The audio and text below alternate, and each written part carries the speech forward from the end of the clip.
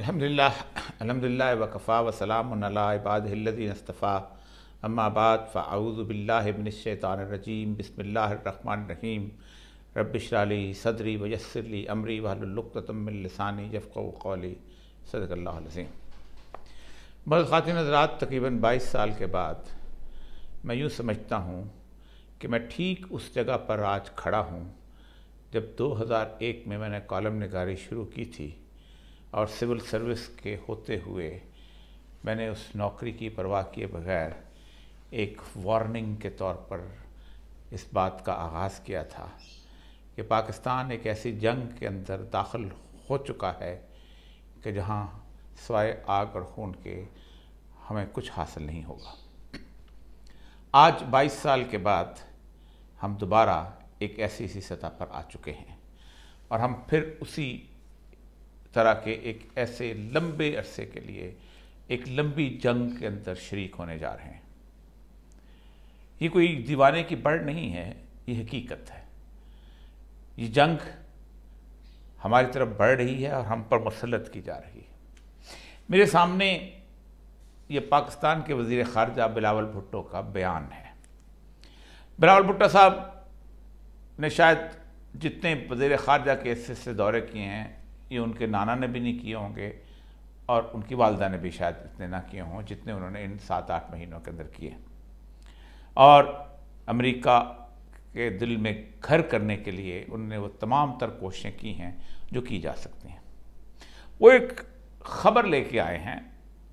और जिस खबर से पहले पाकिस्तान में एक माहौल जो था वो बनाया जा चुका था। ख़बर यह है कि पाकिस्तान को अमेरिका इमदाद देने वाला है और ये इमदाद जो है पाकिस्तान को अफ़गानिस्तान के बॉर्डर के ऊपर जो टेररिज्म हो रहा है उसमें मदद देगी और पाकिस्तान जो है अपने उन अफ़गान मुसलमान भाइयों के ख़िलाफ़ ज़बरदस्त होगा। आज से 22 साल पहले जब ये जंग शुरू हुई थी वॉर ऑन टेरर में, उसका नक्शा खींचना चाहता हूँ आपके सामने। मेरे सामने 3 रिपोर्टें पड़ी हुई हैं। ये रिपोर्ट कांग्रेस की लाइब्रेरी से बड़ी आसानी से डाउनलोड की जा सकती है और अब ये राज नहीं रह चुका। अमेरिका के साथ जो हम खुफिया मुज़ाकरात करते हैं, जो डील करते हैं, वो कुछ अर्से के बाद अमेरिका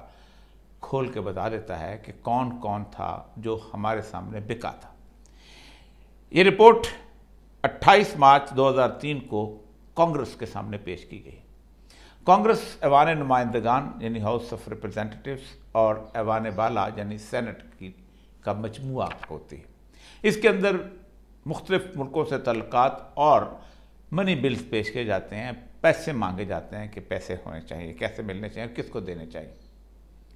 ये रिपोर्ट जो है ये कहती है Pakistan US anti terrorism cooperation कि 2003 तक यानी 11 सितंबर से लेकर 2003 तक पाकिस्तान ने कौन कौन सी खिदमात जो हैं वो सरंजाम दी। इस रिपोर्ट के मुताबिक पाकिस्तान जो है एक ऐसा मुल्क था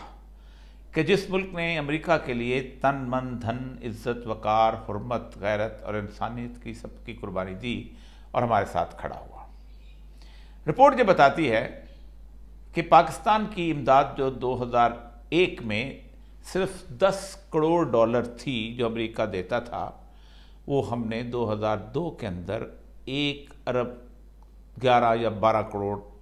गिनती करके देख सकते हैं, लेकिन चलो 1 अरब 10 करोड़ कर दिए, यानी 11 गुना करते। और उसके साथ अमेरिका ने जो पाकिस्तान को सॉफ्ट लोन दिया हुआ था 1 अरब का, वो ख़त्म कर दिया। ये 2 अरब की इमदाद जो थी हमें किन खिदमात के सिले में दी गई, इसके बारे में सबसे पहले तो कहते हैं कि पाकिस्तान जो है हमारा इत्तेहादी फर्म बन गया था और जॉर्ज टेनेंट जो कि उस वक्त CIA के चीफ हैं, उन्होंने बताया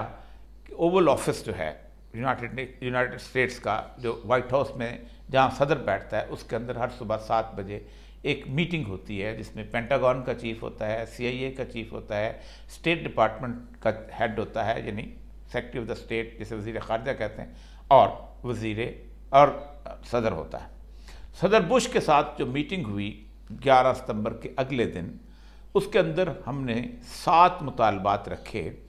कि ये मुतालबात पाकिस्तान को दे दिए जाएं, और पूरी मीटिंग के उन बड़ों की एक असेसमेंट थी कि पाकिस्तान इसमें से 2 और ज़्यादा से ज़्यादा 3 मुतालबात मान लेगा। लेकिन जॉर्ज टैरन कहता है कि हमारी अटर सरप्राइज, हमारी हैरत की इंतहा न रही कि मुशर्रफ ने 7 के 7 मुतालबात मान लिए। इसका जवाब मुशर्रफ साहब ने कई सालों के बाद दिया कि मुझे धमकी दी गई थी कि हम तुम्हें पत्थर के ज़माने में लौटा देंगे, और धमकी के लिए जॉर्ज आर्मिटेज का नाम लिया गया, जो पोटा सा टिंड वाला जो उनका असिस्टेंट सेक्रेटरी ऑफ स्टेट होता था, बड़ा गुंडा टाइप लगता था। लेकिन इसकी तरदीद जनरल महमूद ने मेरे साथ एक इंटरव्यू में की। जनरल महमूद कहते हैं कि जिस ज़माने में 9/11 होने वाला था, मुझे पाकिस्तान की हुकूमत ने कशकोल दे के भेजा था कि वज़ीर ख़ारजा तो कुछ मांग के नहीं लाया, तुम इंटेलिजेंस एजेंसीज पे, क्योंकि वो ISI के चीफ थे, इंटेलिजेंस लेवल पे जाओ और जॉर्ज टैरन से मुलाकात करो और कुछ मांग के ले आओ। हमारे हेलीकॉप्टर नहीं चल रहे, हमारे टैंक नहीं चल रहे, हमारे और बड़े मसाइल हैं, F-16 के पुर्जे नहीं मिल रहे, तो कुछ तो ले आओ यार। तो कहते हैं कि 10 तारीख को, 10 सितंबर को मैं वहाँ से निकला तो नाकाम व नामुराद था और मुझे झंडी करा दी गई थी। तो मैं वहाँ रुक गया। अगले दिन सुबह सवेरे 9/11 हो गया, वर्ल्ड ट्रेड सेंटर जो था उसके ऊपर वो हमला हो गया, और मैंने वो हमला जैसे बाकी दुनिया ने देखा तो अगले दिन सुबह मैं फिर CIA हेडक्वार्टर में जॉर्ज टैरन से मिलने गया, और उससे ताकि एक अफसोस कर सकूँ जो हो सकता है। तो जॉर्ज टैरन लंबा आदमी था, वो मुझसे गले मिला और उसके आंसू टप टप मेरे इन शोल्डर्स पर गिरे। तो मुझे इस बात का एहसास हुआ कि इतनी बड़ी साजिश थी कि जिससे CIA का चीफ या CIA जो थी वो आशना नहीं थी, बहुत खौफनाक हद तक प्लानिंग की गई थी। और वो कहते हैं कि इसके बाद हुआ ये कि ऐसे लगता था कि मेरा कशकोल उन्होंने पकड़ लिया है और कशकोल जो है उनके हाथ में आ गया, और वो कह रहे थे हमारे लिए आप क्या क्या कॉपरेट कर सकते हैं। ये रिपोर्ट उन 18 महीने की कॉपरेशन की बात करती है, जिसके बाद हमने 70,000 जानों की कुर्बानी दी।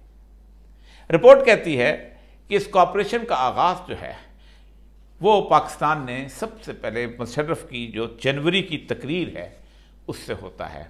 और वो कहते हैं ये जनवरी की तकरीर एक लैंडमार्क तकरीर थी। पाकिस्तान में इससे पहले इस तरह की तकरीर किसी हुक्मरान ने नहीं की थी। कहते हैं मुशर्रफ ने तकरीर की और कहा पाकिस्तान का माशरा एक शिद्दत पसंद माशरा हो चुका है। पाकिस्तान का माशरा एक ऐसा माशरा हो चुका है कि जिस माशरे के अंदर तअस्सुब है, कत्ल गारत है, लोग एक दूसरे को सुनना पसंद नहीं करते, और हम इसको ठीक करेंगे और हम इस शिद्दत पसंदी को ख़त्म करके रहेंगे। और इसी तकरीर में मुशर्रफ ने 2 बहुत बड़ी तंजीमों पर पाबंदी लगा दी, जिनमें एक का नाम लश्कर तैयबा और दूसरे का नाम जैश ए मोहम्मद। इन दोनों का कोई ताल्लुक़ ऐसा नहीं था कि जो तालिबान के साथ या अफ़गानिस्तान के साथ हो, लेकिन हुआ ये कि इन दोनों का ताल्लुक़ चूँकि इंडिया के साथ था, तो अमरीका चाहता था कि किसी किस्म की कोई ऐसी रिफ्ट ना हो कि एक तरफ से जहादी जो हैं वो वहाँ जा रहे हों और वो बहाने बहाने अफ़गानिस्तान की तरफ लौट आए और तालिबान के ख़िलाफ़ जो एक्शन ले रहे हैं उसकी जो है वो अपना मदद कर सके। जनवरी से पहले ही अमेरिका तालिबान की हुकूमत जो है वो ख़त्म कर चुका था और वहाँ जाके स्टेबल हो चुका था, लेकिन पाकिस्तान के बारे में कहा था कि हमने वहाँ दाखिल हुए हैं और बेशुमार लोग जो हैं वो पाकिस्तान जो हैं वो आ चुके हैं, इसलिए CIA और FBI की टीमों को पाकिस्तान आने की इजाज़त दी जाए। CIA की टीमें आईं, FBI की टीमें आईं, और उन्होंने कहा कि रिपोर्ट ये दी गई कि कराची का जो स्प्रॉलिंग सिटी है, बड़ा बढ़ती हुई आबादी वाला शहर है, इस आबादी के शहर के अंदर दहशतगर्द अलकायदा के छुपे हुए हैं, उनको पकड़ा जाए। इसके बाद वो एक लिस्ट देता है कि किस तरह एक एक करके इन लोगों को पकड़ा गया, और वो उस लिस्ट को मैं ज़रा सा बताता जाऊँ कि किस किस महीने के अंदर इन लोगों को पकड़ा गया और कौन कौन लोग थे कि जो इस सारे सिनेरियो के अंदर पकड़े गए। ये आप सुनते जाइएगा, आप हैरान होंगे कि सबसे पहला शख्स मार्च 2002 में अबू ज़ुबैदा जो था ये फैसलाबाद में पकड़ा गया, और अबू ज़ुबैदा को उन्होंने फ़ौरन जब हैंड ओवर किया तो साथ ही उन्होंने पाकिस्तान ने 26 जो थे वो मुश्तबे अफराद को भी पकड़ लिया कि ये अबू ज़ुबैदा का साथ देते थे या उस तरह की सूरत हाल रखते थे। साथ ही 8 जून को उनने और एक और एक्सट्रीमिस्ट मेंबर ऑर्गेनाइजेशन जो थी, जिनको उन्होंने बैन किया हुआ था, लश्कर तैयबा जैसे, उसके लोगों को पकड़ लिया। 10 जुलाई को अरब मुजाहिदीन जो थे वो कोहाट उसके हैदराबाद के इलाके में पकड़े गए। फिर इसी अगस्त में उन्होंने हरकतुल मुजाहिदीन के एक ग्रुप में से 12 मुश्तबे अफराद को पकड़ा। सितंबर में रमज़ी अल शेबा पकड़ा गया। अक्टूबर में एक रिफ्यूजी कैंप पर छापा मारा गया पेशावर के, और उसके अंदर से बेशुमार लोगों को, ख़ास तौर पे वो लोग जिनको ज़रा सा भी समझते थे कि ये मुश्तबे हैं, उनको पकड़ा गया। दिसंबर के अंदर सबसे अहम तरीन वाक़या हुआ, और वाक़या ये था कि अमरीकियों ने कहा कि जनूबी वज़ीरिस्तान के इलाके में जाओ, और वहाँ से 2 मलकों को, 2 मोतबरों को पकड़ के उन्होंने अमेरिका में, बगराम में अमेरिका के हवाले कर दिया, अमेरिका के अड्डे के हवाले कर दिया। इस सारे सिनेरियो के अंदर मिड मार्च जो था, in mid March Pakistan intelligence agencies claim to have captured 442, ठीक, 2003 के मिड मार्च तक 442 लोगों को पकड़ा गया, जिनमें से 346 को अमेरिका के हवाले कर दिया गया और 50 को रिलीज़ कर दिया गया। इसके बाद जो रिपोर्ट्स आगे बताती है कि 3 हवाई अड्डे जो थे वो अमरीकियों के हवाले कर दिए गए। एक जैकाबाद का था, एक शमसी का था, और एक तीसरा जो था वो तालबंदीन का एयरपोर्ट था। वहाँ से 57,000 दफ़ा अमरीकी जहाज़ जहाँ उड़े हैं, और उन्होंने वहाँ जाके अफ़गानिस्तान में तालिबान के ठिकानों पर मुस्लिम उम्मा के उन बरादरन लोगों को, उन भाइयों को, उन पर बम्बिंग की है और जाके उनको मारा है। वज़ीरिस्तान का जो इशू था, जब वो मल्क पकड़े गए तो शोर शर मच गया, खौफनाक किस्म का, कि ये क्या हो गया है। उस वक़्त पाकिस्तान में जो छोटे लेवल पे जो लीडरशिप थी वो समझती थी कि हम बहुत गलत कर रहे हैं, लेकिन मुशर्रफ जो था वो अमरीकी बिहस्त के ऊपर और अमरीकी गुलामी और अमरीकी वफादारी के ऊपर उनका साथ देना चाह रहा था। तो फौरी तौर पर जब लोगों ने उसका रिएक्शन शो किया तो वहाँ पर औरकज़ई साहब जो थे वो उस वक़्त कोर कमांडर थे, उन्होंने वहाँ जाके नेक मोहम्मद के साथ एक मुज़ाकरात किए, हार पहनाए, और हार पहनाने के बाद जब वो बाहर लौटे तो वज़ीरिस्तान के और शुमाली वज़ीरिस्तान के और बाजौड़ के और सब एजेंसीज़ के इलाके के लोग कहते थे अब पाकिस्तान में अमन हो जाएगा, हमारे लिए अमन हो जाएगा, क्योंकि अब पाकिस्तान की फ़ौज ने ये मामला संभाल लिया है। लेकिन जैसे ही वो पेशावर पहुँचे, अमेरिका ने ड्रोन हमले से नेक मोहम्मद को शहीद कर दिया, और उसकी ज़िम्मेदारी हुकूमत पाकिस्तान ने कबूल कर ली कि ये हमारे से हो गया। उसके बाद डामाडोला का वाक़या हुआ,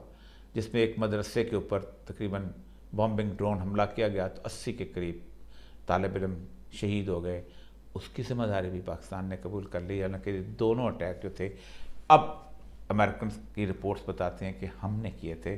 लेकिन मुशर्रफ साहब ने उनको कबूल कर लिया था। इस सूरत हाल को देखते हुए अमन के काम शुरू किया गया, और मुख्तलिफ पॉलिटिकल एजेंट्स को कहा गया कि वहाँ जिरगे बिठाओ और लोगों को साथ बिठा के काम शुरू करो। लेकिन वो पॉलिटिकल एजेंट्स कहते हैं कि अचानक FBI के लोग पाकिस्तान की सिक्योरिटी एजेंसीज के साथ मिल के आते थे और बैठे हुए जिरगे में से 2 लोगों को उठा कर ले जाते थे और लोग गायब हो जाते थे। ये था वो सिनेरियो, जिस सिनेरियो के अंदर इस पूरे ख़ित्ते के अंदर वो शुमाली इलाका जात के, जिन शुमाली इलाका जात में कायद-ए-आज़म रहमतुल्लाह अलैह के ज़माने से लेके 2001 तक किसी किस्म की कोई पाकिस्तान फ़ौज की प्रेजेंस नहीं थी, इसलिए कि उन्होंने कहा था जब हम मौजूद हैं तुम्हारी हिफाजत करने के लिए, हम मौजूद हैं जब पाकिस्तान की सरहदों की हिफाजत करने के लिए, तो तुम्हें यहाँ फ़ौज रखने की ज़रूरत नहीं है। ये वही लोग थे जब 1948 में कश्मीर के ऊपर जंग की ज़रूरत पड़ी थी, तो ये लोग वहाँ चले गए थे। अब वहाँ पर मिसिंग पर्सन शुरू हुए, अटैक्स शुरू हुए, बाकी चीज़ें शुरू हुई, और उसमें फिर मुख्तलिफ़ किस्म के छोटे छोटे ग्रोह जो थे मुख्तलिफ नाम पे तालिबान के नाम से पैदा होने शुरू किए गए। जनरल शाहिद अजीज़ इस मसले में बहुत तल्ख थे। उस ज़माने में उनके ये हो रहा था, और कोई अंसारुल्लाह का नाम रखता था, कोई और नाम रखा था। कहते हैं कि अमरीकियों ने कोशिश की कि इनका नाम जो है तहरीक तालिबान की तरह तहरीक तालिबान पाकिस्तान रखा जाए, ताकि अगर इनको गाली दी जाए तो अफ़गानिस्तान के तालिबान को भी साथ ही गाली लगे, और पाकिस्तान के अवाम की हमदर्दियाँ उनके साथ ना हों, क्योंकि यहाँ तो उन्होंने धमाके करने थे। ये को 48 से 47 के करीब ग्रुप बन गए मुख्तलिफ़ जगहों पे, और इन ग्रुप्स के अंदर कुछ लोग थे जो प्रो पाकिस्तान थे, जो चाहते थे हम जाके अफ़गानिस्तान में लड़ें, लेकिन कुछ ऐसे ग्रुप थे कि जो अचानक बन गए, जो एक ही तरह की ज़ाहिर बात है मजहबी सोच रखते थे, एक ही तरह की दाढ़ियाँ, एक ही तरह की पगड़ियाँ, एक तरह के लोग थे। इनको शुमाली इत्तेहाद के ज़रिए भारत ने सपोर्ट करना शुरू कर दिया, और वो जो हम 15-16 मुखलिस ग्रुप थे वो चाहते थे कि इधर, हम जानते थे कि ये वो कौन लोग हैं, लेकिन बिल्कुल नहीं पता चलता था। वजह यह था कि वो उनके कैंप्स भी ऐसे थे और उनकी देखभाल भी, डील डाल भी, शक्ल सूरत भी ऐसी थी, क्योंकि वो भी मदरसे थे, उन्हीं मदारस से पढ़े हुए थे, वो भी इंडिया के देवबंद से पढ़े थे, ये पाकिस्तान के देवबंद से पढ़े हुए थे। तो उन्होंने यहाँ पर आके अपना इन्फ्लुएंस और भारत का पैसा दुबई के ज़रिए, पाकिस्तान के कुछ लोगों के ज़रिए उन तक पहुँचना शुरू किया, और उनको असला भी मिलना शुरू हो गया, जो कि अफ़गानिस्तान में करज़ई और अशरफ गनी की हुकूमत के साथ से मिलता था, और फिर सेफ हेवन भी ननंगहार और पख्तिका के इलाकों में उनको मिलना शुरू हो गया, जहाँ के तालिबान का असर और रसूख बहुत कम था। और फिर पाकिस्तान खून और आग को खून में नहलाना शुरू हो गया, और सूरत हाल ये हो गई कि कोई दिन ऐसा नहीं गुजरता था कि जब धमाका न हो, और कोई वक्त ऐसा नहीं होता था कि जब हम लाशें न उठाएँ। 70,000 के करीब लोग जो थे वो इस जान से गए, और आर्म फोर्सेस के हमारे जवान जो थे कुछ 6,000 के करीब, उनकी भी शहादतें हुई। दूसरी तरफ भी नुकसान कोई कम नहीं था, लेकिन सब इसी मुल्क के इसी शहरी थे कि जो मारे जाते थे। एक ज़माने में नवाज शरीफ के ज़माने में इरफान सिद्दीकी साहब, उनके ज़रिए से एक पूरा जिरगा बनाया गया था, और इसकी नेगोशिएशन शुरू हो गई थी, और तालिबान की लीडरशिप ने कहा था कि हम इसको किसी तौर पर दुरुस्त कर लेंगे, हम आइडेंटिफाई कर लेंगे कि कौन इंडिया के एजेंट हैं, कौन करज़ई से उससे ले रहे हैं, लेकिन वो आगे नहीं बढ़ सका, क्योंकि अमेरिका ने उनको कहा ख़बरदार, तुम कौन होते हो उनको मुज़ाकरात के अंदर, लेकिन पे एक्शन लो।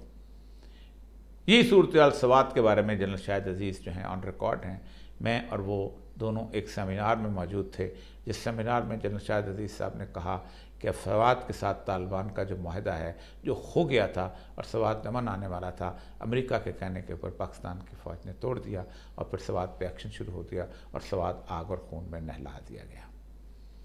इस सारे सिनेरियो को आहिस्ता आहिस्ता जब अफ़गानिस्तान में सूरत हाल ख़त्म होने लगी, जब 2013 में अमेरिका ने फ़ैसला किया कि उसने वहाँ से निकल जाना है, क्योंकि उसकी नुकसान बहुत ज़्यादा हो रहा है, और उसका अपना रुख कंटेनमेंट ऑफ चाइना की तरफ बढ़ गया, तो फिर यहाँ पर भी दहशतगर्दी ख़त्म हो गई, कम हो गई। लेकिन बलूचिस्तान के ऊपर चूँकि चाइना का मफाद था, इसलिए BLA को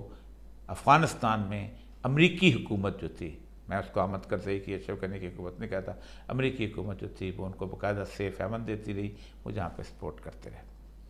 लेकिन जब अमरीकी यहाँ से चले गए, तो अमरीका को एहसास हुआ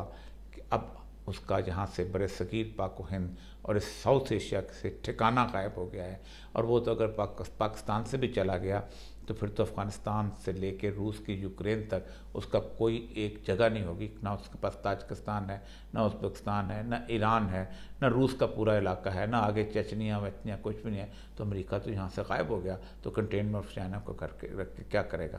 तो पहले तो पाकिस्तान ने शुरू में 1,40,000 के करीब लोग थे जो कि वहाँ पर अमरीकी एजेंट्स थे, जिन्होंने उनके साथ सदियों काम किया हुआ था, मतलब कम से कम 4 दहाइयों काम किया हुआ था। 40 साल से तो वो कर रहे थे, कुछ मुतरजम लगा हुआ था, कुछ लगा,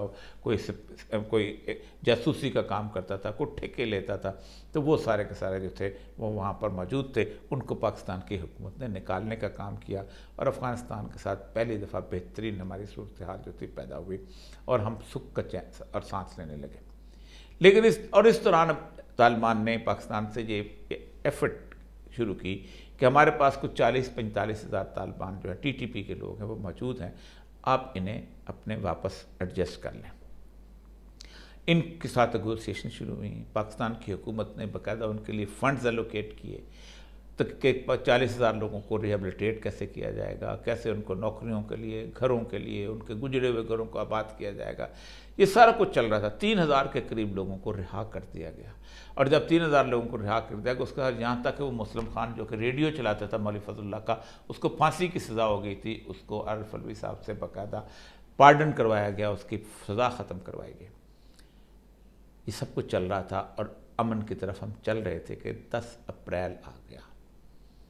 ये 10 अप्रैल से पहले ही 1 महीना पहले ये तय कर लिया गया था कि पाकिस्तान के अंदर अमेरिका चाहता है कि एक वॉर ऑन टेरर का दोबारा से राउंड शुरू करवाया जाए और वो अफ़गानिस्तान जो सुकून हो गया है उसको दहशतगर्दी के नाम पर इस मामले के अंदर उलझाया जाए। इस पूरे अरसे में, पूरे 1 साल के अंदर पाकिस्तान में तो कोई धमाका नहीं हुआ, लेकिन अफ़गानिस्तान में दाइश और दूसरी ऐसी ऑर्गेनाइजेशन थी वो धमाके करते हैं। फिर पाकिस्तान की स्पेस जो इस्तेमाल हुई, जो अफगान वाले कहते हैं कि जो अमन ज़वाहिरी के बारे में कहा जाता है कि उसके बारे में इंटेलिजेंस शेयरिंग यहाँ से हुई। 1-2 सहाफ़ियों पर भी शक था जो पाकिस्तान से वहाँ से गए थे, लेकिन कोई कंफर्म बात नहीं। बहरहाल एक कैफियत पैदा की गई कि दोनों मुल्क जो आपस में लड़ पड़े। तालिबान का जहाँ तक ताल्लुक़ है, तालिबान की एडमिनिस्ट्रेशन तो 20 साल के बाद वहाँ पहुँची है, लेकिन नीचे वो सारे लोग हैं जो अमेरिकन के ट्रेन करदा हैं, उसी की ब्यूरोक्रेसी है जो उस इलाके को देख रही है। इस कैफियत के अंदर मार्च के अंदर ये तय हो गया था कि अब पाकिस्तान के अंदर एक ऐसी हुकूमत को लाया जाएगा कि जो तालिबान को टफ टाइम दे, अफ़गानिस्तान के साथ जंग की कैफियत में आ जाए और यहाँ पर एक इतना बड़ा फसाद पैदा किया जाए कि चीन इस जगह सी पैक चलाने का सोचे भी नहीं, कानों को हाथ लगाए। 2021 में कम से कम 17 धमाके हुए हैं जिसमें चाइनीज़ को टारगेट किया गया और ये बताया गया कि हम आप तक पहुंच सकते हैं, और वो BLA को ख़ास तौर पे सपोर्ट करते हुए और इस तरह के दूसरे लोगों को सपोर्ट करते हुए ये सब कुछ किया गया था। इमरान खान की हुकूमत जाते ही सब कुछ ख़त्म हो गया और एक नया फ़लसफ़ा तय किया गया। बल्कि इमरान खान की हुकूमत से ज़रा पहले आपको शायद याद होगा कि पाकिस्तान की जनरल बाजवा साहब जो थे उन्होंने मिस्र का दौरा किया था। मिस्र का दौरा क्यों किया जाता है? इसलिए किया जाता है कि वहाँ की फ़ौज ने कैसे मुर्सी को और अख़वान मुस्लिमून को तहत किया था और ख़त्म किया था। यही वजह है कि वो सारा डाटा दिमाग में लेके आइंदा आने वाले मामलात के अंदर हमने क्या करना है, पाकिस्तान को एक नई जंग में झोंकने की मुकम्मल तैयारी की जा चुकी है। हो सकता है और ऐन मुमकिन है कि इस बिलावल के आने के बाद एक ऐसी हुकूमत आए जिसको अमेरिका कुछ इसी तरह की, जैसे पिछली दफ़ा उन्होंने 2001 में $10 करोड़ से 1 अरब 10 करोड़ डॉलर इमदाद कर दी थी, वो एक पैसा दे और कुछ हालात बेहतर हो जाएं, लेकिन कम से कम मौजूदा हुकूमत के साथ उनका साथ चलना मुश्किल नज़र आ रहा है। 10 अप्रैल ने अमेरिका के पाँव हिला दिए, बल्कि पाकिस्तान के इस्टेब्लिशमेंट के भी पाँव हिला दिए। वो सोच भी नहीं सकते थे कि इमरान खान को हिलाने के बाद अचानक एक रात के अंदर 200-250 जगहों पे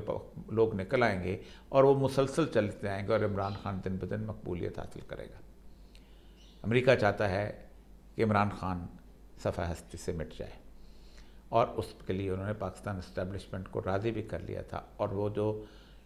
एक प्रोसेस पे, एक काम पे चल भी रहे थे और उसके बारे में ख़बरें भी आ रही थी कि अंदर थ्रेट है, लेकिन कुदरत ने उसकी इतनी बड़ी मदद की कि वज़ीराबाद के दौरान एक बहुत बड़ी असैसिनेटेड अटेम्प्ट नाकाम हुई जो कभी हुआ नहीं करती। एक स्लो मूविंग ट्रक के ऊपर जैसे फायरिंग स्क्वाड के सामने लोग बैठे हों और दोनों तरफ से फायर किया जाए और वो लोग बच जाएं, 14 लोगों को फायर भी हो और एक आदमी जो है वो जिसको टारगेट करना चाहता है वो बच जाए, तो इसका मतलब ये है कि आपके सामने कुदरत कुछ